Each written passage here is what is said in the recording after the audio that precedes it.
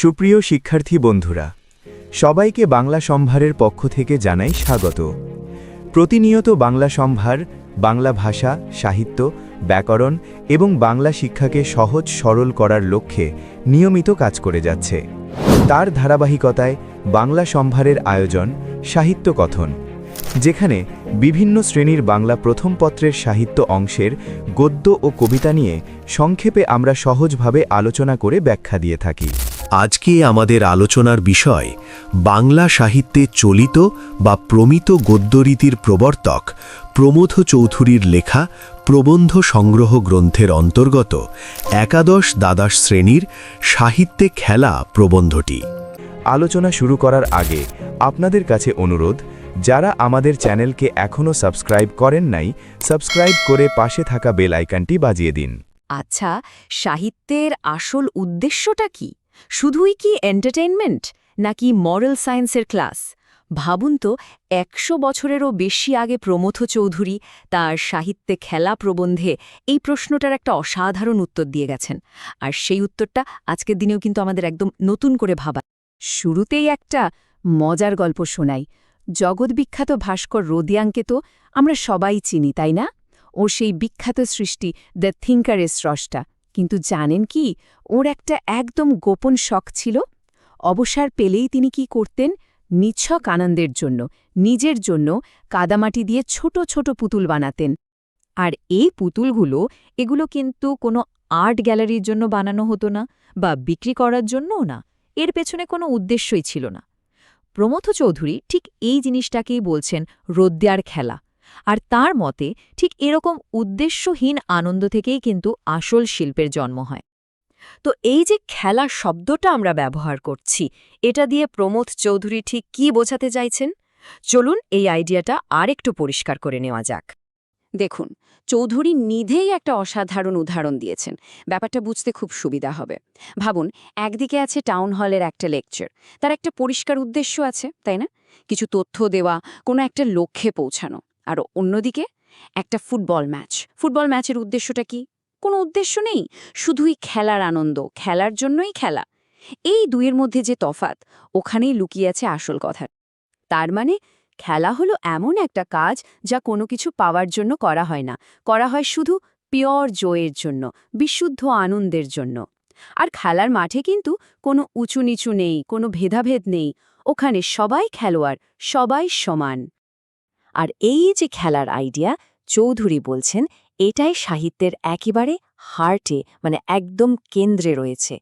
তার মতে সাহিত্য সেটা আসলে এক ধরনের ডিভাইন প্লে বা স্বর্গীয় লীলা। বিষয়টা কিন্তু বেশ গভীর।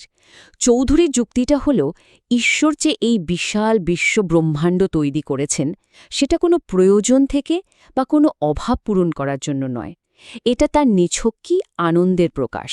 আর এটাই হল ঈশ্বরের লীলা। আর একজন সত্যিকারের শিল্পী বা সাহিত্যিক, তিনিও কিন্তু ঠিক এই লীলারই একটা অংশ। তার সৃষ্টিও কোনো প্রয়োজন মেটানোর জন্য হয় না। এটা আসে তার নিজের ভেতরকার পরিপূর্ণতা থেকে, তার আত্মার আনন্দ থেকে। চৌধুরী যেমনটা বলছেন, এর মূল অন্তরাত্মার স্ফূর্তি এবং তার ফুল আনন্দ।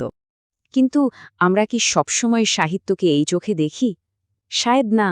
চৌধুরী বলছেন দুটো বড় ভুল ধারণা আছে, যা সাহিত্যকে তার আসল উদ্দেশ্য থেকে একদম দূরে সরিয়ে দেয়। প্রথম ভুলটা কি? সেটা হলো আনন্দ আর মনোরঞ্জন বা এন্টারটেইনমেন্টকে এক করে ফেলা। দেখুন, সাহিত্য যে আনন্দ দেয় সেটা অনেক গভীর, সেটা আত্মাকে ছুঁয়ে যায়। আর অন্যদিকে বাজারের যে মনোরঞ্জন, সেটা হলো একটা টেম্পোরারি ডিস্ট্র্যাকশন, যা শুধু মানুষকে কিছুক্ষণের জন্য ব্যস্ত রাখার জন্য তৈরি।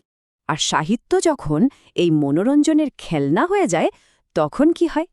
চৌধুরী খুব মজা করে একটা লিস্ট দিয়েছেন, শুনুন। তিনি বলছেন, তখন বাজারে পাওয়া যায় কাব্যের ঝুমঝুমি, বিজ্ঞানের চুষিকাঠি, দর্শনের বেলুন, রাজনীতির রাঙা লাঠি।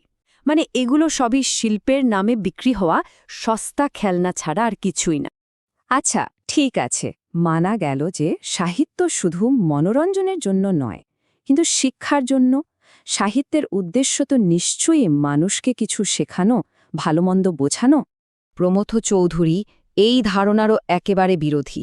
তার মতে শিক্ষা আর সাহিত্যের রাস্তা দুটো সম্পূর্ণ আলাদা। কিভাবে? প্রথমত দেখুন, পড়াশোনা বা শিক্ষা সেটা অনেক সময় আমাদের ওপর চাপিয়ে দেয়া হয়, কিন্তু সাহিত্যের রস আমরা নিজের ইচ্ছায় আনন্দের সঙ্গে গ্রহণ করি। দ্বিতীয়ত, শিক্ষার কাজ হলো তথ্য দিয়ে আমাদের ব্রেনকে ভর্তি করা, ইনফর্ম করা, আর সাহিত্যের কাজ আত্মাকে জাগিয়ে তোলা, অ্যাওয়েকেন করা। আর সবচেয়ে বড় পার্থক্য হলো শিক্ষা দেওয়া হয় কারণ কারুর মধ্যে জ্ঞানের অভাব আছে, কিন্তু সাহিত্য তৈরি হয় লেখকের নিজের ভেতরের পরিপূর্ণতা থেকে। আর স্কুল কলেজে পড়ানোর নামে সাহিত্যের কি দশা হয় সেই বিষয়ে চৌধুরীর একটা সাংঘাতিক লাইন আছে। তিনি বলছেন, স্কুল মাস্টারের কাজ হল প্রথমে তা বধ করা, তারপরে তার শবচ্ছেদ করা। ভাবুন একবার, মানে একটা জীবন্ত আর্টকে প্রথমে মেরে ফেলা হয়, তারপর তার পোস্টমর্টেম করে থিওরি বের করা হয়। এতে তো শিল্পের আসল প্রাণটাই শেষ হয়ে যায়। তাহলে সব মিলিয়ে কি দাঁড়ালো? সাহিত্য যদি মনোরঞ্জনের খেলনা না হয় বা শিক্ষার লাঠিও না হয়, তাহলে সেটা আসলে কি? উত্তরটা খুব সহজ। সাহিত্য এই দুটোর কোনোটাই নয়। এটা নিছক কোনো খেলনাও নয়, আবার কাউকে শাসন করার জন্য বেতও নয়। তাহলে সাহিত্যের আসল উদ্দেশ্যটা কি? এর উত্তর কোনো জটিল থিওরিতে নেই, আছে খুব সহজ একটা সত্যের মধ্যে। প্রমথ চৌধুরী নিজের ভাষাতেই বলি, সাহিত্যে মানবাত্মা খেলা করে এবং সেই খেলার আনন্দ উপভোগ করে। এর মানে যদি পরিষ্কার না হয়, তাহলে কোনো লম্বা ব্যাখ্যা দিয়েও সেটা বোঝানো সম্ভব না। এটা আসলে ব্যাখ্যা করার জিনিস না, এটা অনুভব করার জিনিস। আমাদের চ্যানেলের ভিডিও ও আলোচনাগুলো যদি আপনাদের ভালো লাগে, তাহলে লাইক ও সাবস্ক্রাইব করতে ভুলবেন না এবং বন্ধুদের মাঝে শেয়ার করুন। ধন্যবাদ।